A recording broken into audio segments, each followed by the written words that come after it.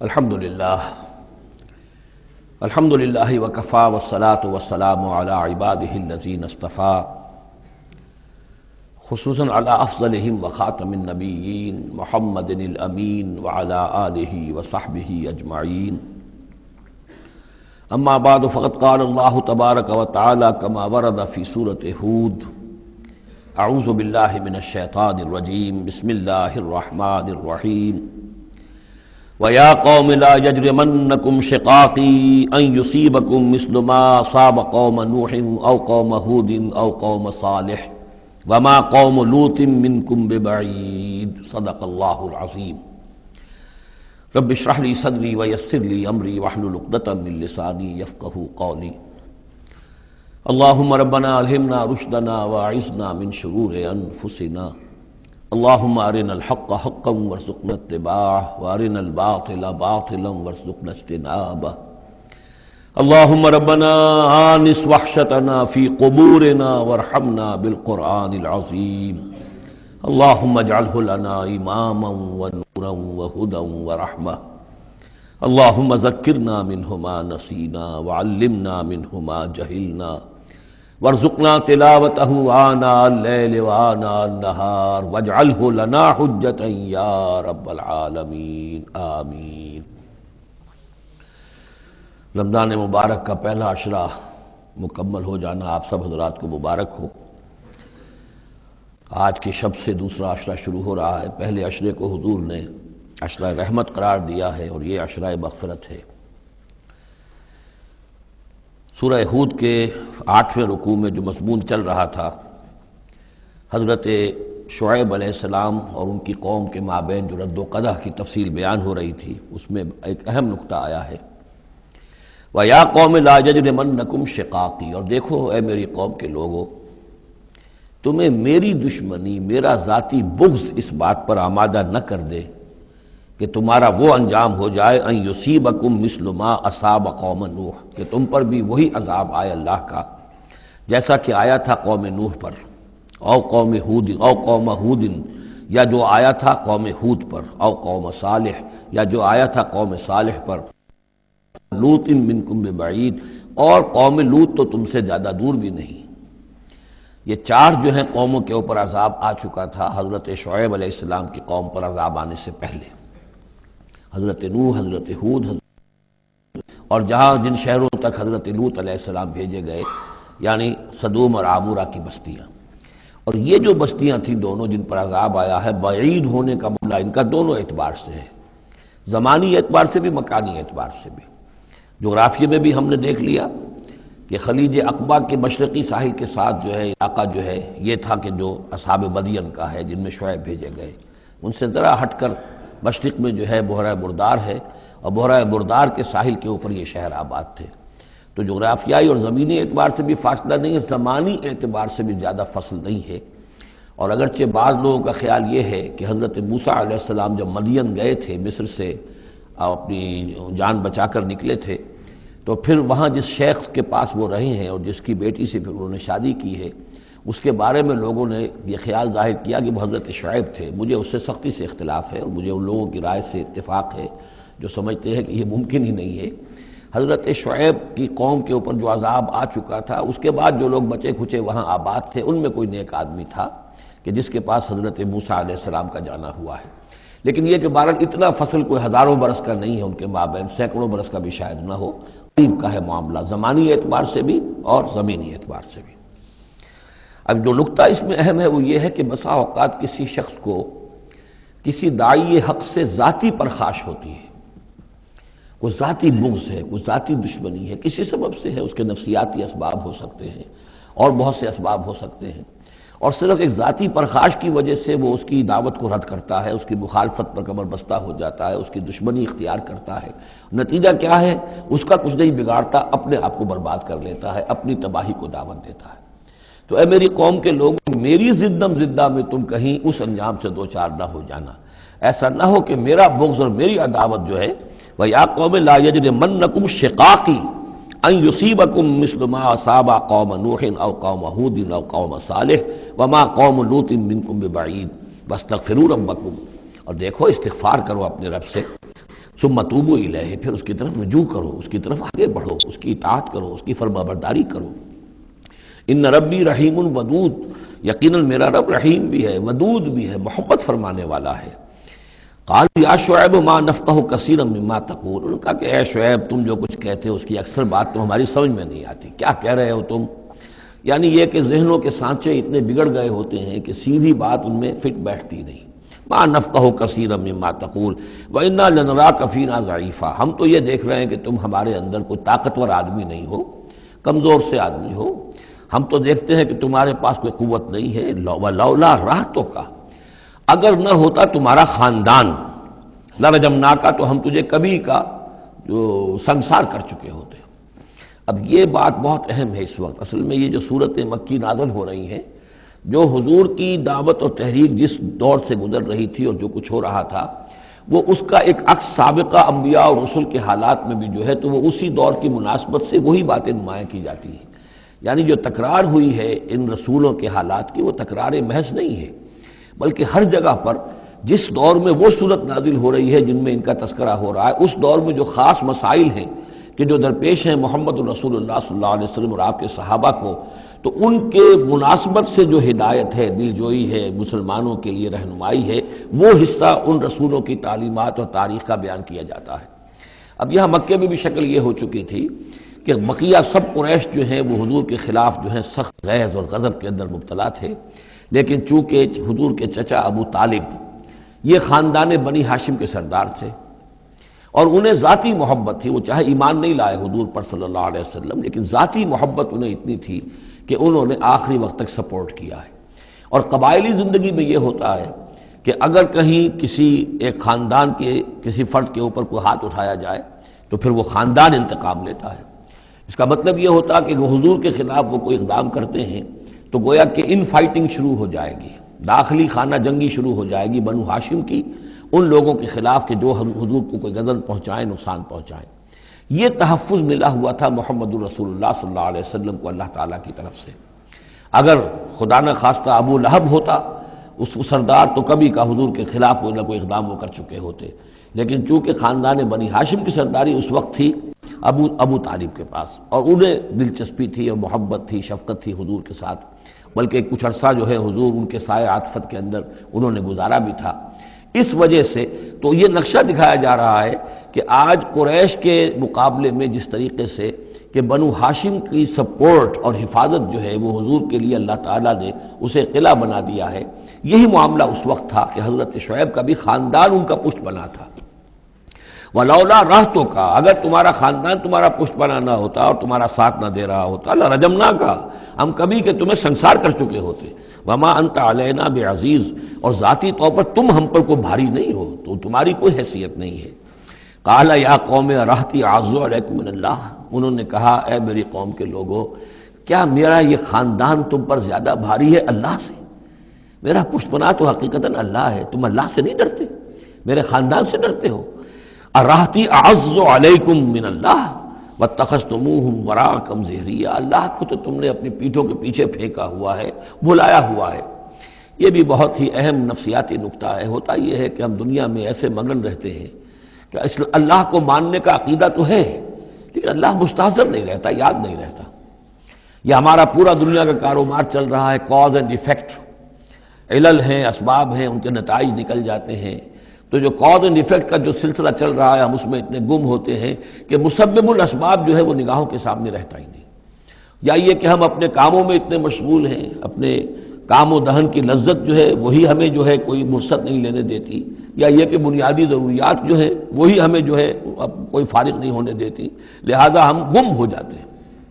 کافر کی یہ پہچان کہ آفاق میں گم ہے، اور مومن کی یہ پہچان کہ گم اس میں ہے آفاق۔ لیکن یہ کافر کا معاملہ کیا ہوتا ہے؟ اللہ کو مانتے تو وہ بھی تھے، مانتے تھے مشرکین مکہ بھی، مانتے تو سب تھے اللہ کو، لیکن یہ کہ اللہ کو تو انہوں نے اوجھل کیا ہوا تھا، آنکھ اوجھل پہاڑ اوجھل۔ تم اللہ سے نہیں ڈرتے، میرے خاندان سے ڈرتے ہو۔ واتخذتموہ وراءکم ظہریا، اللہ کو تو تم نے اپنی پیٹھوں کے پیچھے پھینکا ہوا ہے، یعنی اسے تو نسیہ منسیہ کیا ہوا ہے، اس کی طرف تمہارا ذہن ہی نہیں ہے۔ ان ربی بما تعملون محیط، جبکہ میرا رب جو کچھ کہ تم کر رہے ہو اس کا احاطہ کیے ہوئے، تمہارا گھیراؤ کیے ہوئے اللہ، تم اس کی گرفت سے نکل کر نہیں جا سکتے ہو۔ یا قوم اعملوا علی مکانتکم انی عامل، اور اے میری قوم کے لوگوں کرو جو کچھ کر سکتے ہو اپنی جگہ پر، میرے خلاف جو کر سکتے ہو، جو ریشہ دوانیاں کر سکتے ہو، جو اقدام کر سکتے ہو۔ یہ چیلنجنگ انداز جو ہے ان آخری صورتوں میں آپ کو نظر آ رہا ہے، سورہ نام سے چلا آ رہا ہے، اس لیے کہ وہ کشاکش جو تھی حق و باطل کی وہ اس انتہا کو پہنچ چکی تھی کہ اب حضور صلی اللہ علیہ وسلم کی طبیعت کے اندر بھی وہ بیزاری پیدا ہو چکی تھی۔ اب جو کچھ تم کر سکتے ہو کر لو، انی عامل، اپنا سا جو میں کر سکتا ہوں میں کر رہا ہوں، جو کوشش مجھ سے بن آ رہی ہے میں کر رہا ہوں۔ سوف تعلمون، ان قریب تم جان لو گے، من یاتی ہے عذاب یخزی ہے، کون ہے وہ جس پر وہ عذاب آئے گا جو اسے رسوا کر دے گا، ومن ہوا کاذب، اور کون ہے وہ جو جھوٹا ہے، میں جھوٹا ہوں یا تم جھوٹے ہو۔ وارتقبوا انی معکم رقیب، تاکتے رہو، انتظار کرو، میں بھی تمہارے ساتھ اب تاک رہا ہوں، منتظر ہوں۔ ولما جاء امرنا، جب ہمارا حکم آ گیا، نجینا شعیبا، ہم نے نجات دے دی شعیب کو، والذین آمنوا معہ، اور ان کو کہ جو اس کے ساتھ ایمان لائے تھے، برحمت منا، اپنی جانب سے رحمت کے ذریعے، واخذت الذین ظلموا الصیحۃ، اور جو یہ ظالم تھے، گناہ گار تھے، مشرک تھے اور کافر تھے، انہیں آ پکڑا ایک بہت بڑی کڑک نے، فاصبحوا فی دیارہم جاثمین، تو وہ اپنے اپنے گھروں میں اور اپنے ولاز میں اور اپنی کوٹھیوں میں، اپنی حویلیوں میں اوندھے پڑے رہ گئے۔ کأن لم یغنوا فیہا، ایسے ہو گئے جیسے وہ کہیں آباد تھے ہی نہیں۔ الا بعدا لمدین، آگاہ ہو جاؤ، پھٹکار ہے مدین پر، کما بعدت ثمود، جیسے کہ ثمود پر پھٹکار ہوئی۔ وَلَقَدْ أَرْسَلْنَا مُوسَىٰ بِآيَاتِنَا، میں نے عرض کیا تھا کہ اس سورہ مبارکہ میں حضرت موسیٰ کا بس ذکر آئے گا تھوڑا سا جو آ رہا ہے اب، ورنہ یہ 6 رکوع ختم ہوئے انبیاء و رسل کے، ان میں سے 2 رکوع جو تھے وہ حضرت نوح علیہ السلام کے حالات پر مشتمل تھے، اور باقی سب کے لیے ایک ایک رکوع آیا ہے۔ وَلَقَدْ أَرْسَلْنَا مُوسَىٰ بِآيَاتِنَا وَسُلْطَانٍ مُّبِينٍ إِلَىٰ فِرْعَوْنَ وَمَلَئِهِ، اور ہم نے بھیجا موسیٰ کو اپنی آیات کے ساتھ اور واضح سند دے کر فرعون اور اس کے سرداروں کے پاس، فَاتَّبَعُوا أَمْرَ فرعون، لیکن ان بدبختوں نے فرعون ہی کی پیروی کی، اسی کے حکم کو مانا، اسی کی بات پر چلے۔ وما امر فرعون برشید، حالانکہ وہ فرعون کا معاملہ جو ہے وہ کوئی کامیابی والی راہ نہیں تھی، ہدایت والی راہ نہیں تھی۔ یقدم قومہ یوم القیامہ، اب قیامت کے دن وہ آئے گا آگے آگے چلتا ہوا، اپنی قوم کی قیادت کرتے ہوئے آئے گا، آگے آگے آئے گا۔ یوم القیامت، پیچھے پیچھے اس کی قوم آ رہی ہوگی، فَأَوْرَدَهُمُ النَّارَ، اور پھر وہ لا کر آگ کے گھاٹ پر انہیں اتار دے گا، جہنم تک پہنچا دے گا۔ وَبِئْسَ الْوِرْدُ الْمَوْرُودُ، اور وہ بہت ہی برا گھاٹ ہے جس پر اترا جائے۔ جیسے کوئی پانی پینے کے لیے جانور آتے ہیں، ان کا کوئی سردار جو ہے وہ آگے آگے آ رہا ہو، سب گھاٹ پر وہ اپنے پھر پورے قافلے کو لے آتا ہے، اسی طریقے سے یہ جہنم کے گھاٹ پر، اس آگ کے گھاٹ پر لا اتارے گا فرعون اپنی قوم کو۔ وَأُتْبِعُوا فِي هَٰذِهِ لَعْنَةً، اور اس دنیا میں بھی ان پر لعنت جو ہے ان کے پیچھے لگا دی گئی۔ وَيَوْمَ الْقِيَامَةِ، اور قیامت کے دن بھی، بِئْسَ الرِّفْدُ الْمَرْفُودُ، برا ہے وہ انعام جو ان کو ملنے والا ہے۔ ذَلِكَ مِنْ أَنبَاءِ الْقُرَىٰ، یہ ہیں ان بڑی بڑی بستیوں اور بڑے ملکوں کے اہم خبریں، نقصها علیکا، جو کہ ہم آپ کو سنا رہے ہیں، بیان کر رہے ہیں آپ پر۔ منہا قائم و حسید، ان میں سے ایسی بھی ہیں جو ابھی قائم ہیں، موجود ہیں، اور ایسی بھی ہیں کہ جو بالکل ختم ہو گئی، معدوم ہو گئی۔ حسید کا لفظ اصل میں آتا ہے کھیتی کے لیے، جب کہ فصل کاٹ دی جائے، فصل کٹ گئی ہو تو جو منظر نظر آتا ہے وہاں پر جو ویرانی ہوتی ہے۔ تو بعض مقامات تو ایسے ہیں جہاں یہ قومیں آباد تھیں تو اب ان کا نام و نشان تک نہیں رہا، جیسے کہ قوم عاد کہاں تھی، اب ان کا نام و نشان نہیں، اگرچہ ابھی حال ہی میں سیٹلائٹ کے ذریعے سے ان کا جو شہر ہے اور شداد کی جو جنت تھی اس کے آثار مل گئے ہیں، لیکن یہ کہ وہ زیر زمین ہے، سطح زمین کے اوپر ان کا کوئی نام و نشان نہیں۔ لیکن یہ کہ جیسے سمود کے مسکن جو ہے وہ بھی موجود ہیں، منہا قائم و حسید۔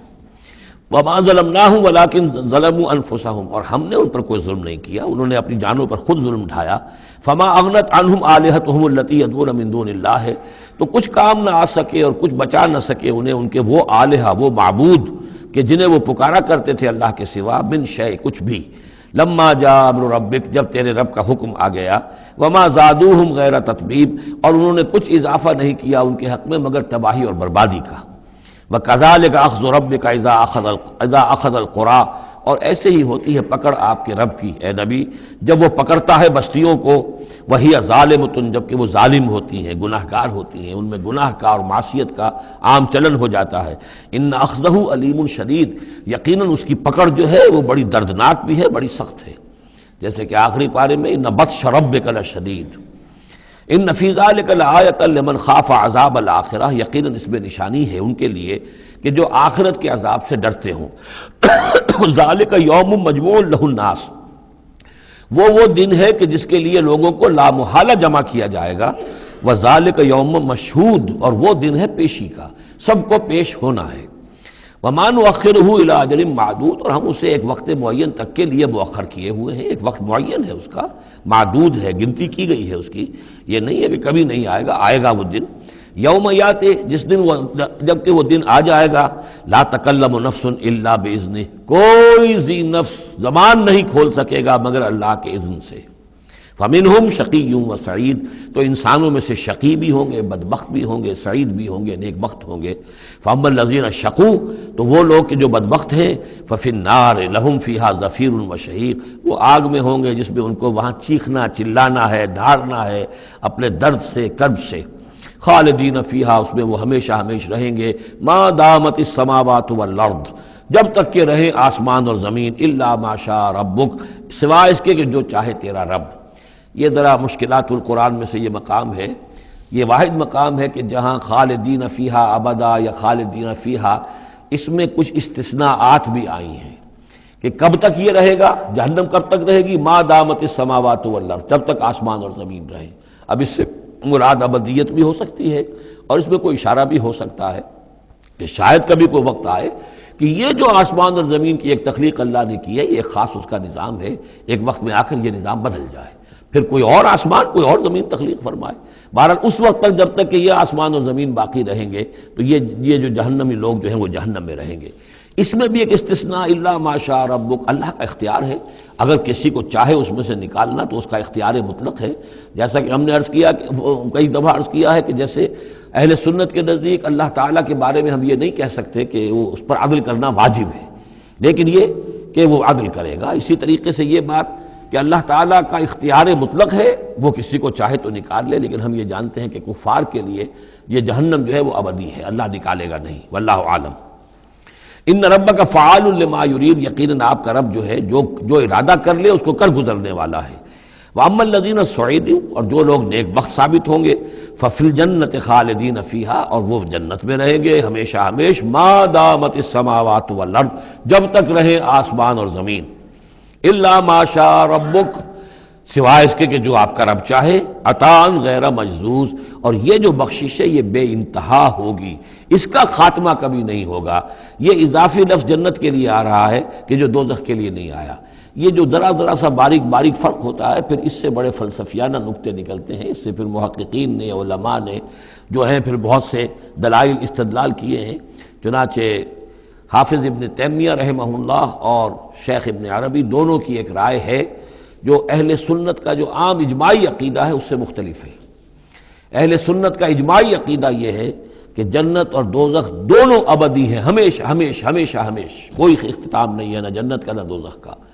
لیکن امام ابن تیمیہ رحمہ اللہ اور شیخ اکبر جو صوفیاء کے ہیں، شیخ ابن عربی، اگرچہ ان دونوں میں بڑی بود ہے بہت سی چیزوں کے اندر، اور امام ابن تیمیہ جو ہے وہ بہت ہی سخت تنقید کرتے ہیں اور سخت الفاظ استعمال کرتے ہیں شیخ ابن عربی کے لیے، محی الدین ابن عربی، لیکن یہ کہ اس معاملے میں ان دونوں کی رائے ایک ہے، اور وہ یہ ہے کہ جنت تو ابدی ہے، دوزخ ابدی نہیں ہے۔ ایک وقت آئے گا، چاہے وہ ارب سال کے بعد آئے، وہ ابد ہمارے اعتبار سے ابدی ہو، ہمارے اعتبار سے انفائنائٹی ہوگا، لیکن یہ کہ ایک وقت آئے گا کہ جہنم ختم ہو جائے گی۔ یہ ان کی رائے ہے، واللہ اعلم۔ فلا تک فی مریۃ مما یعبد ہؤلاء، تو تمہیں کوئی شک نہ رہے ان چیزوں کے بارے میں جن کو یہ لوگ پوج رہے ہیں۔ ما یعبدون الا کما یعبد آباؤہم، نہیں پوج رہے یہ مگر ایسے ہی جیسے کہ ان کے آباء و اجداد پوجتے رہے ہیں من قبل، اس سے پہلے۔ وَإِنَّا لَمُوَفُّوهُمْ نَصِيبَهُمْ غَيْرَ مَنقُوص، اور ہم انہیں ان کا جو اجر اور ثواب اور ان کا بدلہ ہے، حق ہے، پورا دے دیں گے بغیر کسی کمی کے۔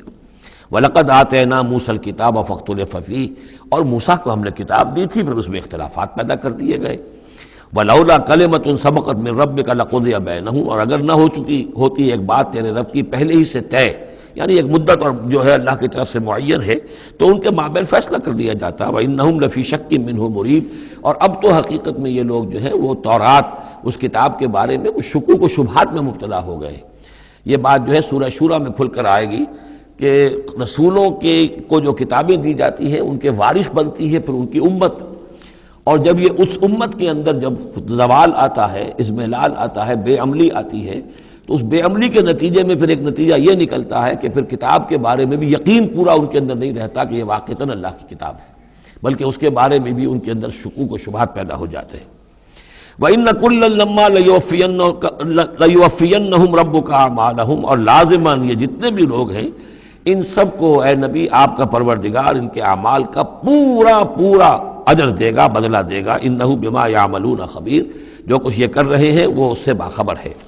فَاسْتَقِمْ كَمَا أُمِرْتَ وَمَنْ تَابَ مَعَكَ، تو اے نبی آپ ڈٹے رہیے جیسا کہ آپ کو حکم ہوا ہے،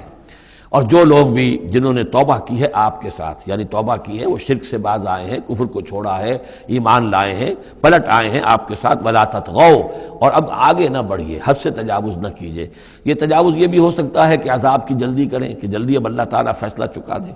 تجاوز یہ بھی ہو سکتا ہے کہ کہیں غصے میں آ جائیں اور لوگوں کی مخالفت کے اوپر جو ہے وہ اپنا جو حلم جو ہے اس کا دامن ہاتھ سے چھوڑ بیٹھے، تو یہ مختلف چیزیں ہو سکتی ہیں۔ اِنَّهُ بِمَا تَعْمَلُونَ بَصِيرٌ، جو کچھ تم کر رہے ہیں اسے بھی اللہ دیکھ رہا ہے، جو کچھ وہ کر رہے ہیں اسے بھی دیکھ رہا ہے، اس کو ان کی سزا دے گا، تمہیں تمہارا اجر و ثواب دے گا۔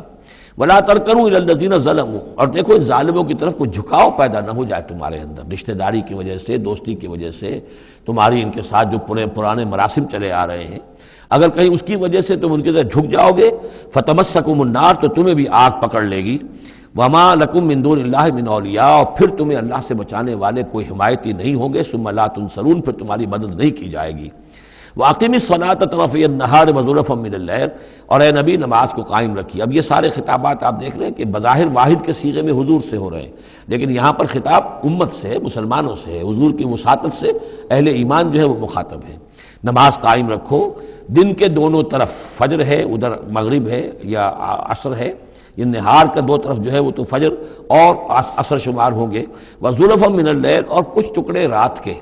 اب مغرب عشاء کو بھی ہم شمار کر سکتے ہیں رات میں، تو اس طریقے سے یہ مختلف شروع میں جیسے اوقات آئے ہیں تو ان میں ابھی پوری طریقے سے 5 نمازوں کا نظام نہیں تھا، وہ تو سن 11 نبوی میں جبکہ یہ معراج ہوئی ہے اس وقت پھر 5 نمازوں کا نظام آیا ہے، ورنہ پورے مکی دور کے 10 برس بلکہ 10.5 برس تک وہ نمازوں کا نظام ایسا ہی تھا کہ کبھی صبح شام کی بات کہہ دی ہے، صبح شام کرو، اور یا یہ کہ سورہ بنی اسرائیل میں بھی ایک بات آ جائے گی وہ وہاں پڑھیں گے۔ وَأَقِمِ الصَّلَاةَ طَرَفَيَ النَّهَارِ وَزُلَفًا مِّنَ اللَّيْلِ إِنَّ الْحَسَنَاتِ يُذْهِبْنَ السَّيِّئَاتِ، یقیناً نیکیاں بدیوں کو دور کر دیتی ہیں۔ ذَلِكَ ذِكْرَىٰ لِلذَّاكِرِينَ، اور یہ یاد دہانی ہے یاد رکھنے والوں کے لیے۔ وَاصْبِرْ فَإِنَّ اللَّهَ لَا يُضِيعُ أَجْرَ الْمُحْسِنِينَ، اور صبر کیجئے، اور اللہ تعالیٰ محسنین کا، نیکی کرنے والوں کے صبر کو ضائع نہیں کرتا۔ فَلَوْلَا كَانَ مِنَ الْقُرُونِ مِنْ قَبْلِكُمْ أُولُو بَقِيَّةٍ، تو کیوں نہ ایسا ہوا کہ ہوتے ان قوموں میں جو تم سے پہلے تھیں ایسے اولو بقیہ ہوتے، ایسے حق کے علمبردار ہوتے، ینہون عن الفساد فی الارض، کہ جو لوگوں کو اپنی اپنی قوموں کو روکتے رہتے زمین میں فساد مچانے سے، الا قلیلا ممن انجینا منہم، سوائے اس کے کہ کچھ کم ہوئے، بہت تھوڑے لوگ ہوئے جن میں سے کہ ہم نے بچا لیا، یعنی جو لوگ بھی نہیں منکر کرتے رہے، روکتے رہے، بدی سے روکتے رہے، کفر سے روکتے رہے، شرک سے روکتے رہے، ان کے بارے میں بار بار یہ بات آ رہی ہے کہ اللہ تعالیٰ ان کو بچا لیتا ہے۔ وَاتَّبَعَ الَّذِينَ ظَلَمُوا مَا أُتْرِفُوا فِيهِ، اور وہ لوگ کہ جنہوں نے گناہ کی روش اختیار کی وہ تو انہوں نے پیروی کی اپنی اسی چیزوں کی جس میں کہ ان کو ساز و سامان دیا گیا تھا، عیش جو ان کو دے دیا گیا تھا، کانوا مجرمین، اور یقیناً وہ مجرم تھے۔ وَمَا كَانَ رَبُّكَ لِيُهْلِكَ الْقُرَىٰ بِظُلْمٍ، اور آپ کا رب بستیوں کو ظلم کے ساتھ ہلاک کرنے والا نہیں ہے کہ بغیر ان کی یعنی خرابی کے اعمال کے، بغیر ان کے جرائم کے ان کو ایسے ہی ہلاک کر دیتا۔ وَمَا كَانَ رَبُّكَ لِيُهْلِكَ الْقُرَىٰ بِظُلْمٍ وَأَهْلُهَا مُصْلِحُونَ، جبکہ اس میں بسنے والے لوگ جو ہیں وہ مصلح ہوں، اچھے کردار کے لوگ ہوں، اصلاح کرنے والے ہوں، صالح ہوں۔ وَلَوْ شَاءَ رَبُّكَ لَجَعَلَ النَّاسَ أُمَّةً وَاحِدَةً، اور اگر اللہ چاہتا، آپ کا رب چاہتا تو تمام نوع انسانی کو ایک ہی امت بنا دیتا۔ وَلَا يَزَالُونَ مُخْتَلِفِينَ، لیکن نہیں، یہ اختلاف کرتے ہی رہیں گے، انسانوں میں اختلاف ہمیشہ باقی رہے گا، صرف فرق یہ ہے کہ اختلاف کو ایک حد تک رکھا جائے، تفرقہ نہ ہو جائے۔ اختلاف ہے، ایک رائے میری، ایک رائے آپ کی ہے، ٹھیک ہے، آپ کی رائے، آپ کے پاس یہ دلائل ہیں، آپ کا دل اس پر ٹھک گیا ہے، آپ اس پر عمل کیجئے۔ میرے پاس یہ دلیل ہے، میرا دل اس پر ٹھکتا ہے، میں اس حدیث کو زیادہ قوی سمجھتا ہوں، آپ نے اس کو زیادہ جو ہے مضبوط سمجھا ہے، کوئی حرج نہیں۔ میں بھی قرآن و سنت سے استدلال کر رہا ہوں، آپ بھی قرآن و سنت سے استدلال کر رہے ہیں، امام ابو حنیفہ نے بھی کیا ہے تو وہیں سے استدلال کیا ہے، امام شافعی نے بھی کیا، تو اختلاف ہے۔ تفرقہ نہ ہو کہ تم اور من دیگرم تو دیگری، میں اور ہوں تم اور ہو، یہ تفرقہ جو ہے وہ کفر ہے۔ لیکن اختلاف لا یزالون مختلفین، وہ تو یہ ہے کہ گلہائے رنگا رنگ سے ہے رونق چمن، اے ذوق جہاں کو ہے زیب اختلاف سے۔ اختلاف جو ہے مونوٹنی اگر دنیا میں ہو تو طبیعت انسان کی اکتا جائے، یہاں تو یہ کہ رنگا رنگی ہو، تنوع ہو، تو اس سے ہی انسان جو یہاں کی جو زیبائش ہے اور رونقیں ہیں۔ ولا یزالون مختلفین الا من رحم ربک، سوائے اس کے کہ جس پر تیرا رب رحم فرما دے۔ ولذالک خلقہم، اللہ نے بنایا ہی اسی حساب سے ہے ان کو۔ دو افراد کے مزاج ایک نہیں ہے، دو افراد کے انگوٹھوں کی وہ یہ نشان ایک نہیں، لکیریں ایک جیسی نہیں ہیں، ان دو انسانوں کی شکلیں ایک جیسی نہیں ہیں، یہ تو اللہ تعالیٰ نے بنایا ہے تخلیق کے اندر۔ اب جینز کسی کے کچھ ہیں، کسی کے کچھ ہیں، کسی میں کچھ جو ہے اور اثرات آ رہے ہیں، کسی میں کسی اور طرح کے اثرات آ رہے ہیں۔ الناس کالمعادن، اور یہ تمام انسان بھی معدنیات کی طرح ہیں، تو اس طرح ہی اللہ تعالیٰ نے جو پیدا کیا ہے وہ ایک جیسی شے تو نہیں پیدا کی۔ وَتَمَّتْ كَلِمَةُ رَبِّكَ لَأَمْلَأَنَّ جَهَنَّمَ مِنَ الْجِنَّةِ وَالنَّاسِ أَجْمَعِينَ، اور تیرے رب کی یہ بات پوری ہو کر رہے گی کہ میں پر کر کے رہوں گا جہنم کو جنوں سے اور انسانوں سے، سب سے۔ یعنی اس نے جنت بنائی ہے، اس کو بھی اس نے آباد کرنا ہے اہل حق کے ذریعے سے، جہنم بھی تو بنا رکھی ہے، اس کا ایندھن بھی اسے درکار ہے۔ تو اس دنیا کے اندر جو کفار ہیں، مشرکین ہیں، گناہ گار ہیں، جو عیاشیاں کر رہے ہیں، بدماش ہیں اور جو ظالم ہیں، یہ ظاہر بات ہے کہ جہنم کے لیے ایندھن ہے جو اللہ نے فراہم کیا ہے۔ وَكُلًّا نَقُصُّ عَلَيْكَ مِنْ أَنْبَاءِ الرُّسُلِ، اب یہ وہ اصطلاح آ گئی جس کا میں بار بار ذکر کر رہا تھا، انباء الرسل۔ اور یہ سب چیزیں جو ہم بیان کر رہے ہیں محمد آپ پر، یہ رسولوں کی بڑی اہم خبروں میں سے ہیں۔ حضرت نوح، حضرت ہود، حضرت صالح، حضرت لوط، حضرت شعیب، حضرت موسیٰ، یہ حالات جو بیان کر رہے ہیں من انباء الرسل ما نثبت به فؤادک، اور یہ اس لیے تاکہ اس کے ذریعے سے آپ کے دل کو جما دیں، مضبوطی دیں۔ یعنی جو کچھ آپ پر اور آپ کے ساتھی اہل ایمان پر آج بیت رہی ہے، یہ کوئی نئی بات نہیں ہے، ہمیشہ یہی ہوا ہے۔ ہمارے رسول جب بھی آئے ایسی مخالفت ہوئی ہے، اسی طرح کی انہوں نے مشقتیں جھیلی ہیں۔ حضرت شعیب کو بھی یہی کہا گیا کہ اگر تمہارا خاندان نہ ہوتا تو ہم کبھی کہ تمہیں جو ہلاک کر چکے ہوتے، تو اگر اسی صورت سے آج ہے محمد صلی اللہ علیہ وسلم آپ دو چار ہیں تو یہ کوئی نئی بات نہیں ہے، یہ تو گویا کہ اس راستے کے یہ تو لازمی جو ہیں اس کے حالات ہیں۔ تو اس سے یہ کہ دل کو تثبیت ہوتی ہے کہ بالآخر کامیاب کون ہوا، آیا حضرت شعیب کی قوم کامیاب ہوئی یا حضرت شعیب کامیاب ہوئے؟ تو بالآخر کامیابی اے نبی آپ کی اور آپ کے ساتھیوں کی ہے۔ وَجَاءَكَ فِي هَذِهِ الْحَقُّ، اور اس قرآن میں یا اس سورہ مبارکہ میں آپ کے پاس حق آ گیا ہے، وَمَوْعِظَةٌ، اور نصیحت آ گئی ہے، وَذِكْرَى، اور یاد دہانی آ گئی ہے، لِلْمُؤْمِنِينَ، اہل ایمان کے لیے۔ وَقُلْ لِلَّذِينَ لَا يُؤْمِنُونَ، اور کہہ دیجئے ان لوگوں سے جو ایمان نہیں رکھتے، اعملوا علی مکانتکم، کر لو اپنے مقام پر جو کچھ کر سکتے ہو۔ اب کوئی اختلاف، کوئی بھی اپنا دقیقہ فروگزاشت نہ رکھو، میری مخالفت میں، میری جو بھی تم دشمنی میں کر سکتے کر گزرو۔ انا عاملون، ہم بھی اب کر رہے ہیں جو کچھ ہم کر سکتے ہیں۔ وانتظروا انا منتظرون، تم بھی انتظار کرو کہ اللہ تعالیٰ کیا فیصلہ سناتا ہے اور آخری بات کیا آتی ہے، اور ہم بھی منتظر ہیں۔ وَلِلَّهِ غیب السماوات والارض، اور اللہ ہی کے لیے ہے آسمانوں اور زمین کا تمام چھپی باتیں اور تمام چھپے خزانے۔ وَإِلَيْهِ يُرْجَعُ الْأَمْرُ كُلُّهُ، اور کل کا کل معاملہ بالآخر اسی کی جانب لوٹا دیا جائے گا۔ فَاعْبُدْهُ، بس اسی کی بندگی اور پرستش کیجئے، وَتَوَكَّلْ عَلَيْهِ، اور اسی پر توکل کیجئے، آپ کا اعتماد اور بھروسہ اسی کی ذات پر ہو۔ وَمَا رَبُّكَ بِغَافِلٍ عَمَّا تَعْمَلُونَ، اور یقیناً آپ کا رب غافل نہیں ہے اس سے کہ جو آپ کر رہے ہیں۔ یہاں اللہ کے فضل و کرم سے سورہ ہود مکمل ہوئی۔ جیسا کہ میں نے عرض کیا تھا کہ یہ جو سلسلہ شروع ہوا 14 صورتوں کا، پہلا جوڑا اس میں سے سورہ یونس، سورہ ہود علیہم الصلاۃ والسلام۔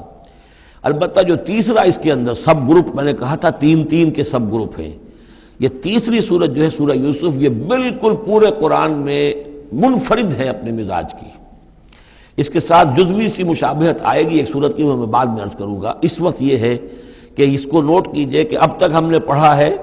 جو در حقیقت انباء الرسل کا مضمون ہے، جو ضائع شد و مت کے ساتھ آیا ہے۔ حضرت ابراہیم کا تھوڑا سا ذکر سورہ نام میں ہم نے پڑھ لیا، کچھ تھوڑا سا ذکر جو ہے وہ سورہ ہود کے اندر آ گیا ہے، لیکن یہ ہے کہ اصل جو آیا ہے انباء الرسل، ایام اللہ فذکرہم بایام اللہ۔ یہ قصص النبیین کے اعتبار سے یہ منفرد صورت ہے، پوری صورت ایک نبی کے حالات پر مشتمل، قرآن مجید میں اس کی کوئی اور مثال نہیں۔ پھر یہ کہ اس میں وہ رنگ ہے ہی نہیں کہ حضرت یوسف علیہ السلام نے یہ دعویٰ کیا ہو کہ میں رسول ہوں، مجھے مانو، میری اطاعت کرو، اور وہاں کی جو قوم تھی اور بادشاہ جو تھا اس سے کوئی تعاون نہ کیا ہو، کچھ نہیں، وہ انداز ہی نہیں مانو گے تو عذاب آئے گا، کچھ نہیں۔ تو نبی میں اور رسول میں جو فرق ہوتا ہے وہ بھی آپ کنٹراسٹ اچھی طرح سمجھ لیجئے۔ حضرت یوسف نبی تھے، رسول نہیں تھے۔ رسول بنا کر جسے بھیج دیا جاتا تھا وہ تو پہلے کہتا تھا مجھے مانو، میری اطاعت کرو، ان اعبدوا اللہ واطیعون، اللہ کی بندگی کرو، میری اطاعت کرو، اللہ اللہ اور خیر صلی اللہ، اس کے بعد اگلی بات ہوگی۔ لیکن نبی کا معاملہ یہ نہیں ہوتا۔ نبی جیسے کہ مصلح ہوتے ہیں، نیک لوگ ہوتے ہیں، اولیاء اللہ ہوتے ہیں، خاص اللہ تعالیٰ کے برگزیدہ بندے ہوتے ہیں۔ اب ظاہر بات ہے کہ ایسے بھی ہوتے ہیں جیسے ہماری اس امت کے اندر حضور کے بعد کتنے ہیں اولیاء اللہ پیدا ہوئے ہیں، اونچی شخصیتیں، کیونکہ وحی کا دروازہ بند ہو چکا ہے، نبی ان میں سے کوئی نہیں ہے۔ لیکن انبیاء بنی اسرائیل جو ہیں وہ گویا کہ اولیاء اللہ ہی تھے زیادہ تر، لیکن ان پر وحی بھی آتی تھی، وہ تسلسل جو ہے وحی کا چل رہا تھا۔ لیکن رسول وہی تھے کہ جنہیں تعین کے ساتھ کسی قوم کی طرف بھیج دیا جائے۔ حضرت یوسف کے جو یہ واقعات یہاں آ رہے ہیں اس تفصیل کے ساتھ اور پوری صورت نازل ہوئی ہے، اس کا ایک سبب ہے۔ میں نے آپ سے عرض کیا تھا کہ یہ جو آخری دور تھا مکی، آپ کے قیام مکہ کے دور کا، زمانے کا، تو اس میں یہ کہ چیزیں پہنچ چکی تھی مدینے میں بھی خبریں،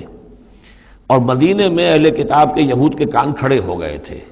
اب انہیں تو امید تھی، منتظر تھے، نبوت تو آخری ظاہر ہونے والی ہے، لیکن سمجھتے تھے ہم میں سے ہوگا۔ یہاں بات بالکل جو ہے وہ تلپٹ ہو رہی ہے، لہذا وہ اب کچھ نہ کچھ شوشے چھوڑتے رہتے تھے اور انہیں کہتے تھے اپنے پیغامات کے ذریعے سے کہ اچھا تمہارے ہاں سنا کسی نے نبوت کا دعویٰ کیا ہے، اچھا تو اس سے یہ سوال پوچھو کہ یہ ابراہیم تو آباد تھے فلسطین میں، یہ جو یہودی بنی اسرائیل ہے یہ مصر میں کیسے پہنچ گئے، جو وہاں سے پھر حضرت موسیٰ ان کو نکال کر لے کر آئے، لیکن کیسے پہنچے، پہنچنے کا سبب کیا تھا، کیا ماجرا تھا؟ یہ اب تاریخ کا ایک سوال تھا جو انہوں نے کر دیا۔ اس کے جواب میں اللہ تعالیٰ نے یہ صورت نازل فرما دی اور اس قدر خوبصورت انداز میں نازل کی ہے۔ اور میں آپ کو ایک اور بات بھی بتا دوں کہ میرا قرآن مجید کے ساتھ جو معنوی تعارف ہوا ہے پہلی مرتبہ صحیح معنی میں، وہ اسی سورہ یوسف کے حوالے سے ہے، اور سورہ یوسف کی تفہیم القرآن مولانا مودودی کی۔ 1947 میں میں میٹرک کا امتحان دے چکا تھا، ہمارا رزلٹ بھی آ چکا تھا، لیکن یہ کہ اس کے بعد وہ فسادات کیا قتل عام شروع ہوا مسلمانوں کا مشرقی پنجاب میں۔ میں حصار میں تھا، تو حصار اس شہر کا نام تھا، لیکن ہم اس میں محصور بھی ہو گئے۔ تقریباً 1.5 مہینہ ہم نے مورچے بنا لیے اور اپنی حفاظت کرتے رہے۔ اس دوران میں ظاہر بات ہے کرنے کا کوئی اور کام تھا نہیں، وہ تو جو بھی مورچوں پر جن کی ڈیوٹی ہے وہ مورچوں پر کھڑے ہیں، باقی کوئی کام نہیں۔ تو میں اور میرے بڑے بھائی اس زمانے میں پھر ایک مسجد کے اندر بیٹھ کر، چونکہ انہوں نے بھی، وہ مجھ سے تو ویسے 6 سال بڑے ہیں، انہوں نے بھی جب میٹرک کیا تھا تو عربی پڑھی تھی، اور میں نے تازہ میٹرک کیا تھا اور میرے پاس بھی عربی کا مضمون تھا، تو پھر یہ ہم پڑھتے تھے۔ اور ترجمان القرآن جو مولانا مودودی کا رسالہ تھا، اس میں ان دنوں تفہیم القرآن میں یہ سورہ یوسف کی تفسیر شائع ہو رہی تھی،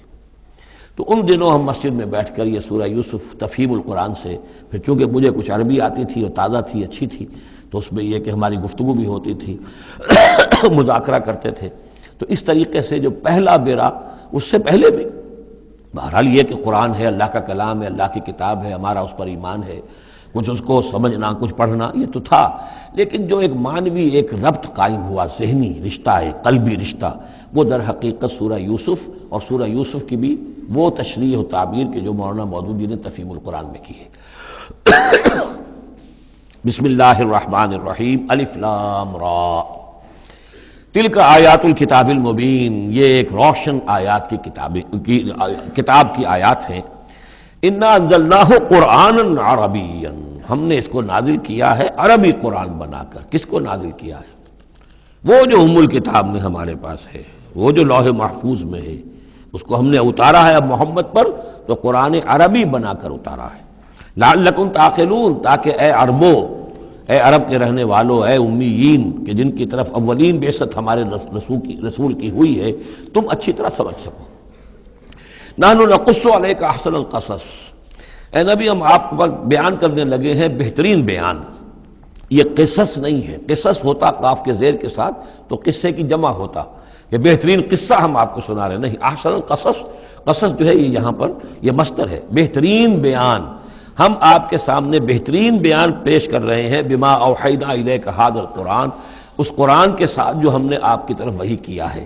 وَإِن كُنتَ مِن قَبْلِهِ لَمِنَ الْغَافِلِينَ، اور یقیناً آپ اس سے پہلے، اس قرآن میں اس قصے کے آنے سے پہلے، قرآن میں اس بیان کی آمد سے پہلے، وحی سے پہلے آپ یقیناً بالکل ناواقف تھے، غافل تھے، آپ کو کچھ معلوم نہیں تھا کہ یہ حضرت یوسف کیسے وہاں پہنچے اور بنی اسرائیل کیسے پہنچ گئے۔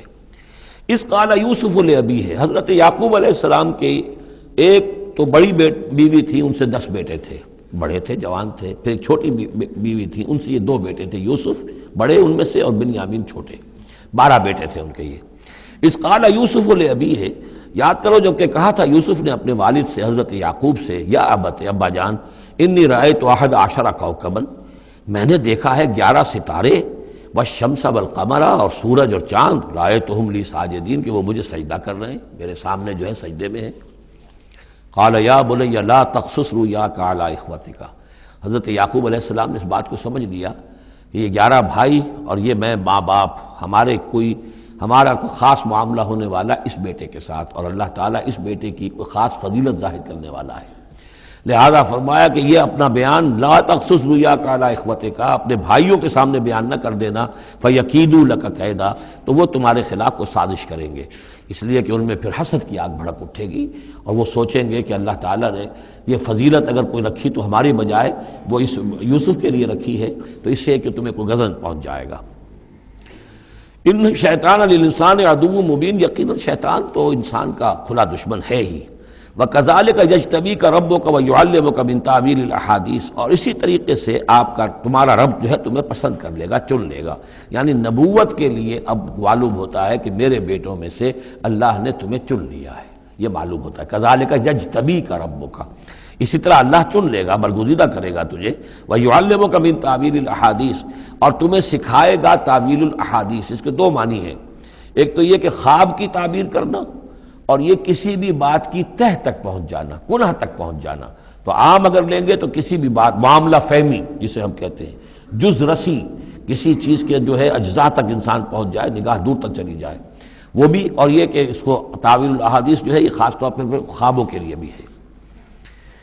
وَيُتِمُّ نِعْمَتَهُ عَلَيْكَ، اور اتمام فرمائے گا اپنی نعمت کا تجھ پر، وعلی آل یعقوب، اور تمام آل یعقوب پر، کما اتمھا علی ابویک، جیسے کہ اس نعمت کا اس نے اتمام فرمایا تیرے آباء و اجداد پر، من قبل پہلے، ابراہیم و اسحاق، ابراہیم اور اسحاق پر،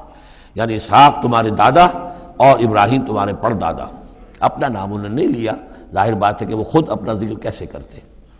ان ربک علیم حکیم، یقیناً تیرا رب جو ہے وہ علیم ہے اور حکیم ہے۔ لقد کان فی یوسف و اخوتہ آیات للسائلین، یقیناً حضرت یوسف اور ان کے بھائیوں کا جو واقعہ ہوا، جو ماجرا ہوا، اس میں تو نشانیاں ہیں ان پوچھنے والوں کے لیے، یعنی جنہوں نے یہ سوال پوچھوایا ہے اور جو پوچھ رہے ہیں ان سب کے لیے نشانیاں ہیں۔ اگر اسی قصے کو حقیقت بینی کے ساتھ جو ہے، حقیقت کی نگاہ کے ساتھ اسے دیکھیں اور طلب ہدایت کے لیے اس قصے پر غور کریں جو قرآن اب پیش کر رہا ہے، تو یہ کہ ان کے لیے تو بہت سی چیزیں جو ہے نکھر کر سامنے آ جائیں گی، حقائق واضح ہو جائیں گے۔ اذ قالوا لیوسف واخوہ احب الی ابینا منا ونحن عصبہ، جبکہ انہوں نے کہا کہ یہ یوسف اور اس کا بھائی بنیامین، احب الی ابینا منا، یہ ہمارے والد کو زیادہ محبوب ہیں ہم سے زیادہ محبت ان دونوں سے، ونحن عصبہ، جبکہ ہم ایک بڑی جماعت ہیں، طاقتور، بڑے تھے، جوان تھے، 10 تھے، اور ظاہر بات ہے قبائلی زندگی میں تو آپ کو معلوم ہے کہ بازو جو ہوتے ہیں، بیٹے جوان جو ہوں وہی تو اصل میں طاقت کی بنیاد ہوتے ہیں، جس کے جتنے بازو ہیں اتنا ہی وہ صاحب عزت ہے۔ تو ہم ہیں 10 جوان اور یہ 2 چھوٹے، محبت ان سے زیادہ ہو رہی ہے۔ انا ابانا لفی ضلال مبین، یقیناً ہمارے ابا جان کچھ بہک سے گئے ہیں، معلوم ہوتا ہے کچھ سٹھیا گئے ہیں۔ اقتلوا یوسف، قتل کر دو اس یوسف کو، اب اطرحوہ ارضا، یا اسے کہیں دور کسی ملک کے اندر پھینک دو، اسے دلا وطن کر دو، یخلو لکم وجہ ابیکم، تاکہ تمہارے والد کی جو توجہات ہیں، عنایات ہیں، تمہاری طرف ہو جائیں۔ اس کی طرف سے ہٹ کر جو ساری عنایات کا مرکز اور منبع بنا ہوا یوسف، تو یہ جب یہاں نہیں رہے گا، یہ کانٹا نکل جائے گا، تو پھر یہ ہے کہ وہ عنایات جو ہیں حضرت یعقوب کی وہ ہمارے حصے میں آئیں گی۔ وَتَكُونُوا مِن بَعْدِهِ قَوْمًا صَالِحِينَ، یہ کڑوا گھونٹ تو کر گزرو پھر بعد میں نیک بن جانا، یعنی دل میں ملامت بھی ہے، ضمیر کہہ رہا کیا کرنے لگے ہو، کیا سوچ رہے ہو، ایک اپنے بھائی کو قتل کرنا چاہتے ہو، لیکن یہ کہ پھر یہ کہ انسان جو ہے اپنے آپ کو جب کوئی نفس سے، جیسے کہ ہم سورہ مائدہ میں پڑھا ہے فَطَوَّعَتْ لَهُ نَفْسُهُ قَتْلَ أَخِيهِ، قابیل کے نفس نے اسے آمادہ کر ہی لیا اپنے بھائی کے قتل کرنے پر۔ تو اب ان لوگوں کا بھی جو ہے ضمیر ملامت جب کر رہا تھا تو ان کا ٹھیک ہے بھائی یہ تو کر گزرے ہیں اب، لیکن اس کے بعد نیک ہو جائیں گے، توبہ کر لیں گے، پھر کفارہ بھی ادا کر دیں گے، پھر جس طرح بھی ہوگا تلافی بھی کر دیں گے اپنے اس جرم کی۔ قال قائل منهم لا تقتلوا یوسف، کہا ان میں سے ایک کہنے والے نے نہیں قتل نہ کرو یوسف کو، یہ یہودا تھے جو سب سے بڑے بیٹے تھے، اور یہیں سے لفظ یہودی بنا ہے، سب سے بڑے بیٹے حضرت یعقوب کے یہودا، اور یہ شریف النفس تھے ان میں۔ انہوں نے کہا نہیں قتل مت کرو۔ وَأَلْقُوهُ فِي غَيَابَةِ الْجُبِّ، ہاں کسی جو باولیاں پچھلے زمانے میں ہوتی تھی، کنواں نہیں اصل میں کہنا چاہیے، باولیاں آپ کو پتہ نہیں بہت سے لوگ جانتے نہیں ہوں گے، وہ ایک بہت گہرا سا جو ہے وہ کھودتے تھے تاکہ پانی تک پہنچ جائے، اور پھر جہاں پانی کی سطح ہوتی تھی اس کے آس پاس طاقچے بنے ہوتے تھے، تو ان طاقچوں میں سے غیابت الجب، ان میں سے کسی میں اس کو ڈال داؤ تاکہ پھر کوئی رسی نیچے پھینکے گا اور کوئی قافلہ آئے گا، اس کا کوئی پانی لینے والا آئے گا، یہ اس رسی کو پکڑ کر اوپر چلا جائے گا، وہ قافلہ اپنے ساتھ لے جائے گا جہاں جا رہا ہوگا، تو ہماری جان چھوٹے گی، تو ہم قتل کے مجرم نہیں ہوں گے۔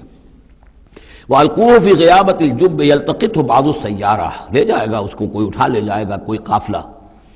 ان کنتم فاعلین، اگر تم کرنے ہی والے ہو، یعنی اگر تم تل گئے ہو۔ اب ظاہر بات ہے کہ باقی 9 بھائی اگر تلے ہوئے تھے تو بڑے بھائی کی کچھ بس نہیں گئی، اس نے کہا اچھا کم سے کم یہ کرو قتل تو نہ کرو، اس کو کسی کنویں کی کسی باولی کے طاقچے کے اندر رکھاؤ۔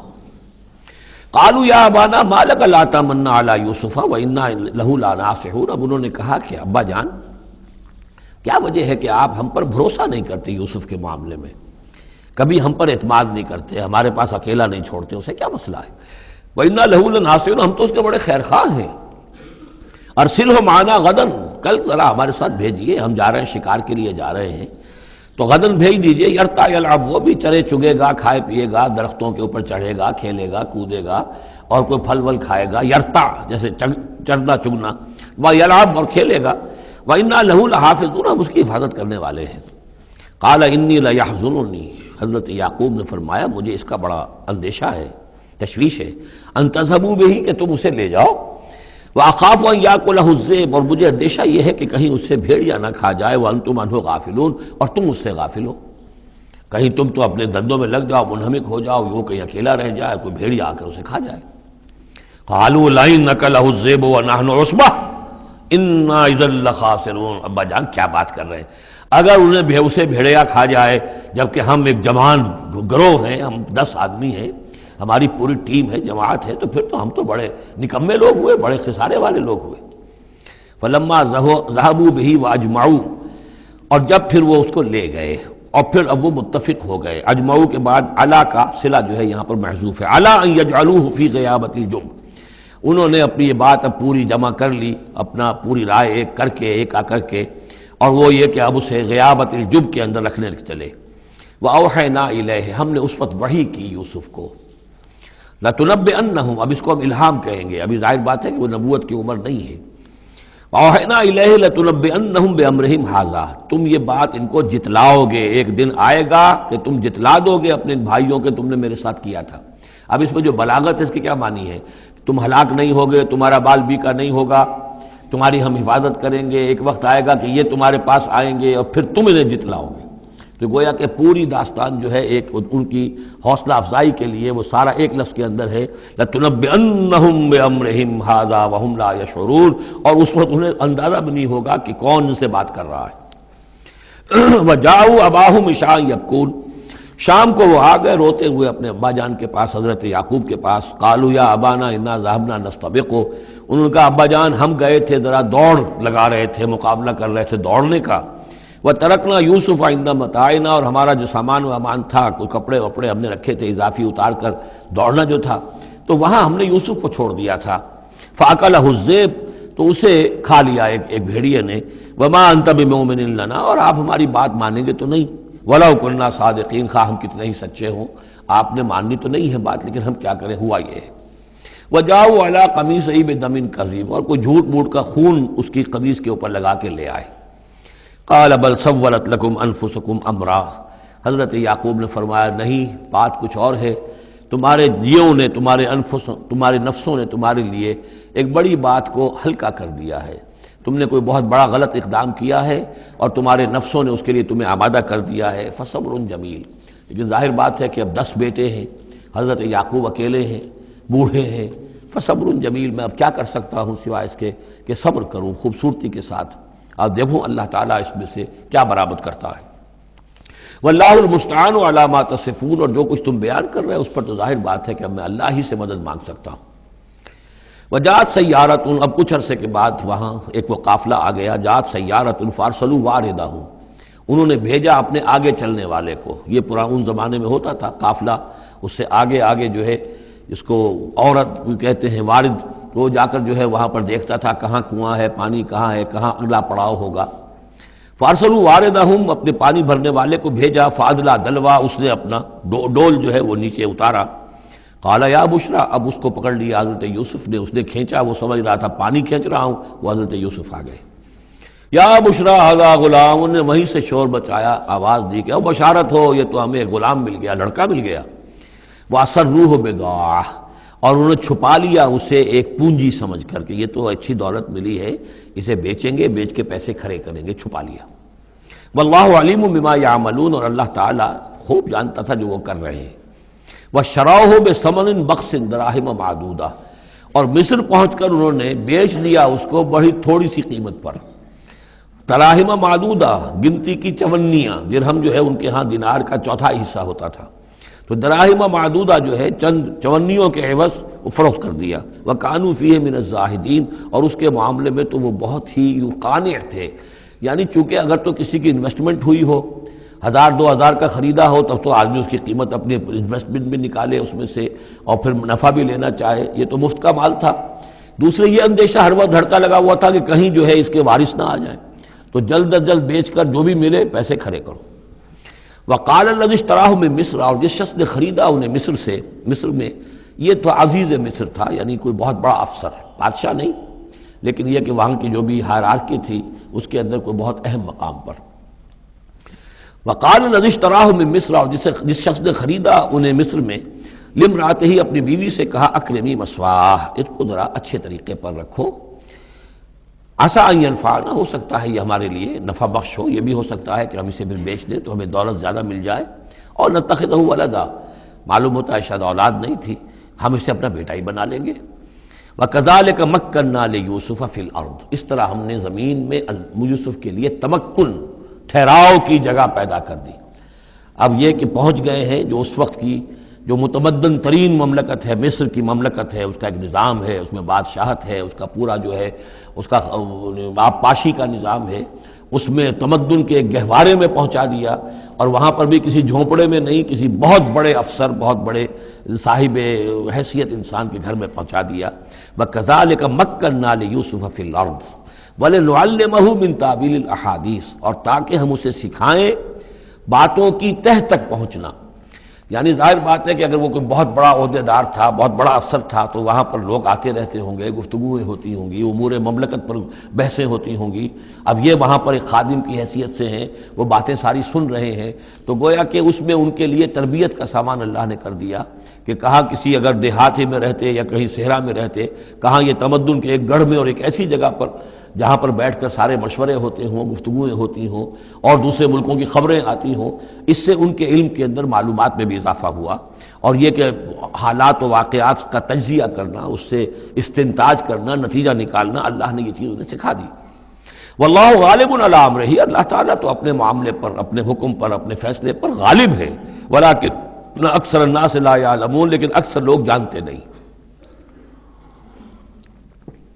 ولما بلغ اشدہ آتیناہ حکما وعلما، جب وہ اپنی پوری پختگی کو پہنچ گئے تو ہم نے انہیں حکم اور علم دونوں دیے، اس سے مراد نبوت ہے، حکمت بھی دی، علم بھی دیا۔ وَكَذَلِكَ نَجْزِي الْمُحْسِنِينَ، اسی طریقے سے ہم محسنین کو بدلہ دیتے ہیں، اچھا بدلہ دیتے ہیں۔ وَرَاوَدَتْهُ الَّتِي هُوَ فِي بَيْتِهَا، اور پھسلانے کی کوشش کی اس عورت نے جس کے گھر میں وہ تھے، وہی عزیز مصر کی بیوی، وہ ان پر فریفتہ ہو گئی۔ فی بیتہا عن نفسہ، ان کے جی سے پھسلانے کی کوشش کی، انہیں گناہ پر آمادہ کرنا چاہا۔ یہاں تک کہ وغلقت الابواب، ایک موقع پر اس نے دروازے بند کر دیے، وقالت حیت لک، اور بولی کہ جلدی کرو۔ قال معاذ اللہ، حضرت یوسف نے فرمایا اللہ کی پناہ طلب کرتا ہوں، انہ ربی احسن مثوایا، یہاں ربی دونوں طرف جا سکتا ہے، ایک تو اللہ کی طرف بھی، دوسرے یہ کہ میرا آقا، یہ لفظ جو ہے آقا کے لیے، بادشاہ کے لیے بھی اس صورت میں بار بار آیا ہے کہ میں خیانت کروں اپنے آقا کی، اس نے میرے ساتھ بہترین سلوک کیا ہے، اچھی طرح رکھا ہے، میں یہ بھی نہیں کر سکتا، اور یہ بھی ہو سکتا ہے اللہ نے سارا بندوبست کیا ہے، اللہ ہی نے تو سارا مکننا لیوسفا، تو دونوں طرف یہ لفظ جا سکتا ہے۔ معاذ اللہ انہ ربی احسن مثوایا انہ لا یفلح الظالمون، گناہ گار اور ظالم لوگ جو ہیں فلاح نہیں پایا کرتے۔ وَلَقَدْ ہمت بِهِ وَهَمَّ بِهَا، اور وہ تو ان کی طرف لپکی، یا یوں سمجھیے کہ اس نے تو ارادہ کیا اس کا، وَهَمَّ بِهَا لَوْلَا أَن رَأَىٰ بُرْهَانَ رَبِّهِ، اور وہ بھی کرتا اگر نہ دیکھ لیتا اپنے رب کی ایک دلیل، یعنی یہ کہ یوسف جوان بھی تھے، یوسف جو ہے پھر بہرحال انسان تھے، طبع بشری کی بنیاد پر ان کے اندر بھی وہ ایک داعیہ پیدا ہو سکتا تھا، لیکن اللہ تعالیٰ کا خاص انتظام یہ ہوا کہ کوئی خاص اس وقت اللہ نے انہیں اپنی ایسی نشانی دکھائی، برہان دکھائی۔ روایات میں یہ آتا ہے کہ دیوار پر حضرت یعقوب علیہ السلام کی شکل ظاہر ہوئی اور وہ انگلی سے اشارہ کر رہے تھے کہ باز رہنا، تو یہ تورات کے اندر ہے۔ تو بہرحال قرآن مجید بھی کوئی اس کی یعنی نفی نہیں ہے اس میں، بلکہ ہو سکتا ہے رَأَىٰ بُرْهَانَ رَبِّهِ، تو یہ اللہ کی طرف سے یہ بات دکھا دی گئی ہو، یہ کوئی انہونی بات نہیں۔ اور یہ ایک بات کو وَلَقَدْ ہَمَّتْ بِهِ وَهَمَّ بِهَا، تو یہاں پہ لولا رَأَىٰ بُرْهَانَ وہ بھی بڑھتے ہیں، یعنی یہ کہ یہ چیزیں جو ہیں بہرحال جہاں تک فطرت انسانی کا تقاضا ہے اس میں ثابت قدم رہنا آسان کام نہیں ہے۔ كَذَٰلِكَ لِنَصْرِفَ عَنْهُ السُّوءَ، اور یہ اس لیے کہ ہم پھیر دیں اس سے بدی کا رخ، والفحشاء، اور بے حیائی کا، ہم نے خاص اہتمام کیا حضرت یوسف علیہ السلام کی عفت و عصمت کی حفاظت کی۔ انہ من عبادنا المخلصین، یقیناً وہ ہمارے بڑے مخلص بندوں میں سے تھے۔ یہ مخلص اور مخلص کا فرق نوٹ کر لیجئے، مخلص اس میں فاعل ہے، خلوص کرنے والا، اور مخلص وہ جس کو خالص کر لیا گیا ہو۔ اللہ کے مخلص بندے وہ ہیں جن کو اللہ نے اپنے لیے خالص کر لیا، تو یہ اللہ کے خاص بندے، چہیتے بندے مخلص ہیں جنہیں اللہ نے اپنے لیے خالص کر لیا ہے۔ واستبق الباب، وہ دونوں دوڑے دروازے کی طرف، یعنی حضرت یوسف علیہ السلام نے اس کی نیت بری دیکھی اور دیکھا کہ وہ تلی ہوئی ہے، اس کے اوپر شیطان کا بھوت سوار ہے، تو وہ دروازے کی طرف لپکے کہ میں بھاگ جاؤں، پیچھے وہ دوڑی۔ قالت وقدت قمیصہ من دبر، اور دوڑ میں اس میں یہ ہوا کہ اس نے جو پیچھے سے پکڑنے کی کوشش کی حضرت یوسف کو، تو ان کا کرتا جو ہے اس کے ہاتھ میں آ گیا اور وہ پھٹ گیا۔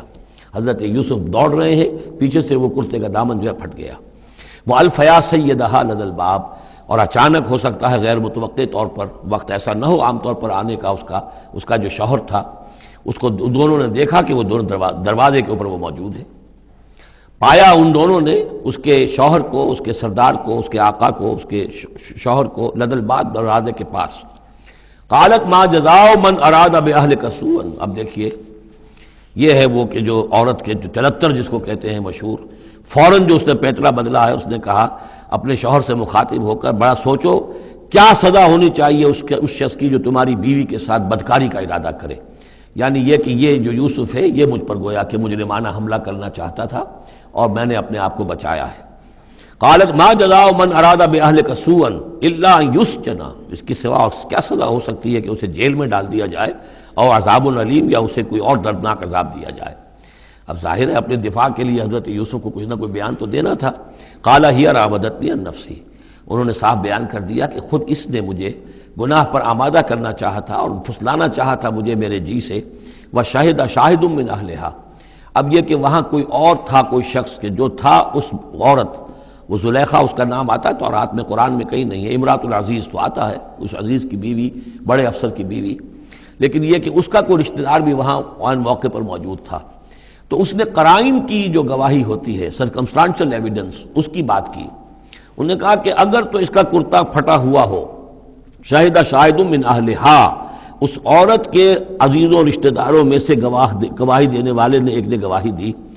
اگر اس کا کرتا پھٹا ہوتا سامنے سے، فصدقت، تو وہ سچی ہوتی، وہو من الکاذبین، اور یہ جھوٹا ہوتا۔ یعنی اگر کوئی مرد حملہ کر رہا ہے اور عورت اپنا تحفظ کر رہی ہے اور اس میں جو ہے کہیں کرتا پھٹتا ہے مرد کا، تو وہ سامنے کا حصہ پھٹے گا۔ وَإِنْ كَانَ قَمِيصُهُ قُدَّ مِنْ دُبُرٍ، اور اگر اس کی قمیص ہے پھٹی ہوئی پیچھے سے، فَكَذَبَتْ، تو وہ جھوٹی ہے، وَهُوَ مِنَ الصَّادِقِينَ، اور وہ سچا ہے۔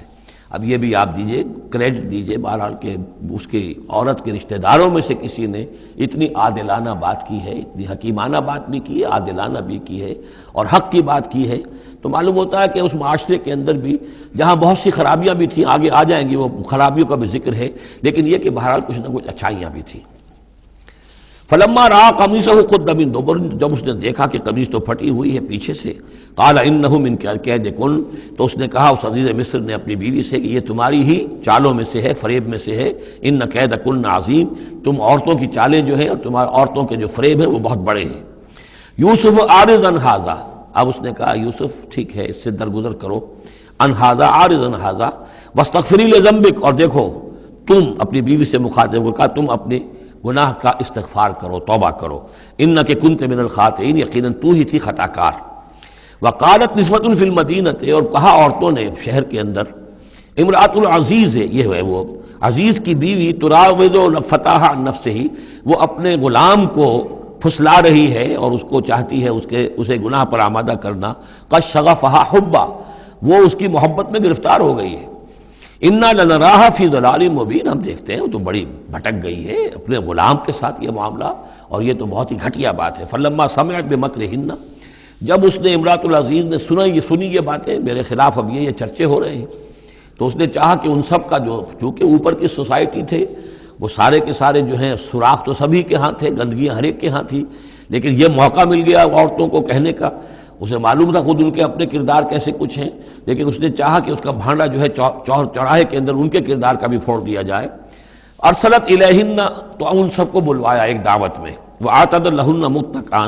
اور اہتمام کیا ایک مجلس کا، ایک ڈنر کا، اور اس میں یہ کہ سب جو متکئا جو سہارا لے کر بیٹھے ہوئے ہیں، وآتت کل واحدۃ منہن، اور ہر عورت کو اس نے ایک چھری اس کے سامنے رکھی، سکینن، ایک چھری، جب کوئی پھل وغیرہ ہوں گے اس کے ساتھ چھری بھی سب کو دی گئی ہے۔ وقالت اخرج علیہن، اور کہا کہ اے یوسف عبداللہ نکلو ان کے سامنے، برآمد ہو، ان کے سامنے آ جاؤ۔ فلما رأینہ، تو جب ان سب نے اس کو دیکھا، اکبرنہ، تو ششدر رہ گئیں، وقطعن ایدیہن، اور ان سب نے اپنے ہاتھ کاٹ لیے۔ اس میں ایک کا تو کسی کا غلطی سے ہاتھ کٹ گیا ہوگا، چوک گئی ہوگی، دیکھ کر ایک دم چونکی کہ یہ اس قدر حسین و جمیل، یہ تو انسان نہیں معلوم ہوتا یہ کون ہے، تو اس کا ہاتھ کٹا۔ اس کی طرف حضرت یوسف متوجہ ہوئے ہوں گے، خون اس کے کچھ نہ آخر ماں خادم کی حیثیت سے تھے کہ اس کے کوئی مرہم پٹی کریں، تو ہر ایک نے یہ چاہا کہ یہ التفات اس کا میری طرف بھی ہو، تو سب نے اپنی انگلیاں کاٹی۔ قطعنا، اب یہاں پر یہ غلطی سے بات نہیں ہو سکتی، اس لیے کہ یہ قطع یقطع تقطیعا باب تفعیل ہے، اس تفعیل کے اندر تو اہتمام اور پوری طریقے سے کوئی ارادہ کر کے کسی کام کو کیا جاتا ہے۔ اپنے ہاتھ کاٹ لیے، وَقُلْنَا حَاشَا لِلَّهِ مَا هَذَا بَشَرًا، ان کہا کہ حاشا للہ، یہ شخص یہ تو آدمی نہیں ہے، ان هَذَا إِلَّا مَلَكٌ کریم، یہ تو معلوم ہوتا ہے کہ کوئی بہت ہی بزرگ فرشتہ ہے۔ قالت فَذَلِكُنَّ الَّذِي لُمْتُنَّنِي فِيهِ، تو اس نے کہا یہ ہے وہ جس کے بارے میں تم مجھے ملامت کر رہی تھی اور مجھ پر جو ہے تم تان کر رہی تھی۔ وَلَقَدْ رَاوَدتُّهُ عَن نَّفْسِهِ، اور میں نے اسے یقیناً پھسلانا چاہا، گناہ پر آمادہ کرنا چاہا، فَاسْتَعْصَمَ، لیکن وہ جمع رہا، وہ قائم رہا، وہ مستقیم رہا، اس نے اپنے عفت اور عزت کی حفاظت کی۔ وَلَئِن لَّمْ يَفْعَلْ مَا آمُرُهُ، اور اگر اس نے نہ کیا وہ جو میں اسے حکم دے رہی ہوں، لَيُسْجَنَنَّ، تو وہ لازماً قید میں پڑے گا، وَلَيَكُونَ مِنَ الصَّاغِرِينَ، اور یہ کہ بہت ہی چھوٹا ذلیل اور خوار ہو کر رہے گا۔ اس سے آپ اندازہ کر لیجئے کہ اس اونچی سوسائٹی کا اخلاقی طور پر اس وقت کیا حال ہو چکا تھا، کس دھڑلے سے یہ کہہ رہی ہے، اور ان کی تمام بیگمات کا بھی جو مسئلہ تھا وہ بھی سامنے آ چکا، اور اس میں ظاہر بات ہے کہ اسی دھڑلے کے ساتھ اس کا اعلان کرنا اپنے گناہ کا، کوئی اس میں حجاب محسوس نہیں کر رہی۔ قال رب السجن احب الی مما یدعوننی الیہ، حضرت یوسف نے دعا کی، پروردگار مجھے قید زیادہ پسند ہے اس چیز سے جس کی طرف یہ مجھے بلا رہی ہیں۔ وَإِلَّا تَصْرِفْ عَنِّي كَيْدَهُنَّ، اور اگر اے پروردگار تو نے مجھ سے دور نہ کر دیا ان کی چالوں کو، ان کی فریبوں کو، أَصْبُ إِلَيْهِنَّ، ہو سکتا ہے میں بھی ان کی طرف مائل ہو جاؤں، وَأَكُن مِّنَ الْجَاهِلِينَ، اور میں جاہلوں میں سے ہو جاؤں۔ فَاسْتَجَابَ لَهُ رَبُّهُ، تو اللہ تعالیٰ نے، اس کے رب نے اس کی دعا کو قبول کیا۔ فَصَرَفَ عَنْهُ كَيْدَهُنَّ، اور ان سب کی عورتوں کی جو چالیں تھیں ان سے ان کو بچا لیا۔ انہ هو السمیع العلیم، یقیناً وہی ہے سننے والا اور جاننے والا۔ ثم بدا لهم من بعد ما رأوا الآیات، پھر یہ بات ان پر واضح ہو گئی، منکشف ہو گئی جب یہ ساری نشانیاں دیکھ لیں۔ لَيَسْجُنُنَّهُ حَتَّىٰ حِينٍ، کہ عافیت اسی میں ہے کہ کچھ عرصے کے لیے اسے جیل میں ڈال دیا جائے۔ پبلک سیفٹی کا معاملہ یہی ہے، مصلحت عامہ کا تقاضا یہی ہے۔ ہم اپنی عورتوں کو تو سنبھال کے نہیں رکھ سکتے، لیکن پبلک سیفٹی کے لیے اس کو جیل میں ڈال دینا چاہیے۔ بارک اللہ لی ولکم فی القرآن العظیم ونفعنی وإیاکم بالآیات والذکر الحکیم۔